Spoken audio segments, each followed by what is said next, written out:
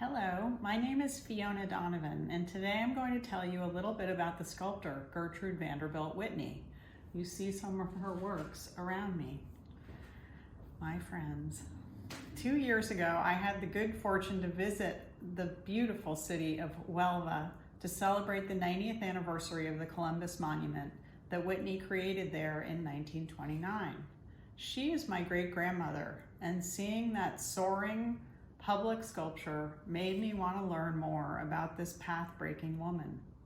Whitney, who was born in New York City in 1875, became an artist in spite of the straight-laced conventions of her upbringing and the privileged society she was born into. While best known as the founder of the Whitney Museum of American Art in New York, she had a distinguished career as a public sculptor in the United States and Europe. One of 7 children of the transportation tycoon Cornelius Vanderbilt II, Whitney was the wealthiest woman in the United States during her lifetime.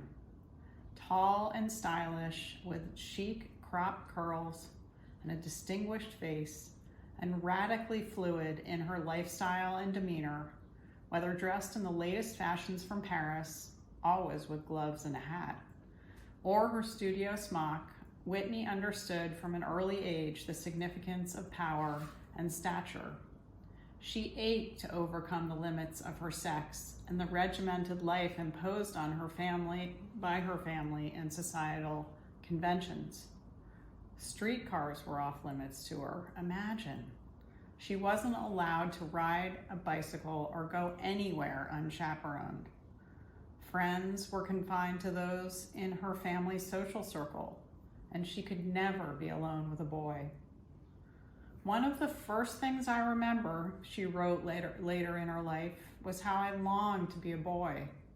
I was 4 years old when, unable to resist the temptation longer, I secreted myself in my mother's room and proceeded to cut off my curls.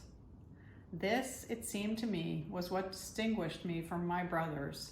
They said only girls had curls, so mine were sacrificed, and all I gained was a severe punishment. Whitney would go on to assume many roles traditionally held by men. Still, she loved costumes and modern dance and dressing up.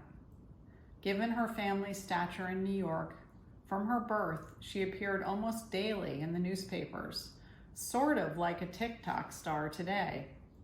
She also loved to write as a way to gather her thoughts and better understand her feelings in letters, diaries, and in the fiction and poetry she penned throughout her life. As a young woman, Gertrude was excited about marriage for the freedom she imagined it would bring, but concerned that she would never find a suitor who wasn't after her fortune. "You don't know what the position of an heiress is," she grumbled to her diary.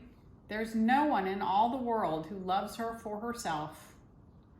In 1896, however, she wed the handsome, presentable boy next door, entrepreneur and sportsman Harry Payne Whitney. During their courtship, Gertrude often cared for Spider, a little dog they shared, while Harry was at law school. Courageous and whimsical, Gertrude could also be vulnerable. After the turn of the century, as she began spending time in the studio she established at age 32 downtown in Greenwich Village, she felt drawn to the bohemian life she discovered there. She was curious to understand and appreciate her neighbors, many of whom were artists and writers, most radically different from her. She nevertheless remained conflicted about her dedication to her art, her family's needs, and her role as a champion of living American artists and their work. These competing obligations would always haunt her. From that time on, when she first established her studio, Whitney became the leading patron of American art, supporting generations of artists. She lamented that America didn't recognize the art of its own country, and would undoubtedly be astonished to know that today it is the most sought after in the world. Like many upper-class women of her time, Whitney had dabbled in art as part of her education. Determined to grow as a sculptor, Whitney saw her accomplishments as an artist as a way of defining herself apart from her social circle. In sculpture, she discovered an outlet for the intense emotions that she couldn't find ways to express elsewhere. Her studios became havens where, disconnected from the expectations of her family and uptown society, she committed herself to expanding her inner life. Her public commissions satisfied her sense of civic responsibility. Eventually, Whitney came to feel more at home among her artist friends than she was in the world she had been born into. As she embraced change and a willingness to open herself to new experiences, and their interests diverged, she and Harry drifted apart by common consent, living separate lives. Despite the volatility of their marriage, they remained devoted to their 3 children. Over the span of her nearly 40-year career, Whitney worked in a realist style. She responded to the cataclysm of World War I in a series of sculptures that convey sweeping torment bound up with her own personal anguish.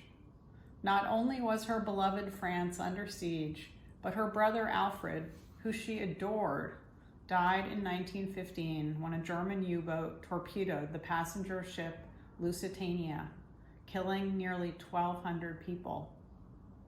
The tragedy of World War I brought new direction to Whitney's life. She funded and helped set up a field hospital near the French front, sending doctors, nurses, and ambulances to France from America, and tended to the wounded herself as a Red Cross volunteer. In response to that unusual personal experience, she also made some of her most poignant small-scale bronzes of those affected by war, dynamic works that mark the conflict's trauma and misery, or as she described them, emotions gouged in clay. Whitney received several public commissions through the 1920s, including her last major one, the Columbus Monument in Huelva. She continued to sculpt on a smaller scale for the rest of her life until her death in 1942. She also spent time writing fiction and plays. By 1929, in addition to her creative output as a sculptor, Whitney had collected about 400 works of art. That year, she set about plans for a museum focused on American art and artists. The Whitney Museum opened in downtown New York in 1931. As Whitney said at the museum's dedication, "It is especially in times like these that we need to look to the spiritual. In art, we find it."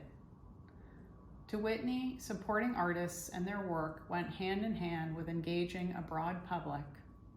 Yes, Gertrude Vanderbilt Whitney was a true original who worked with persistence to do something she felt was important. She is not alone.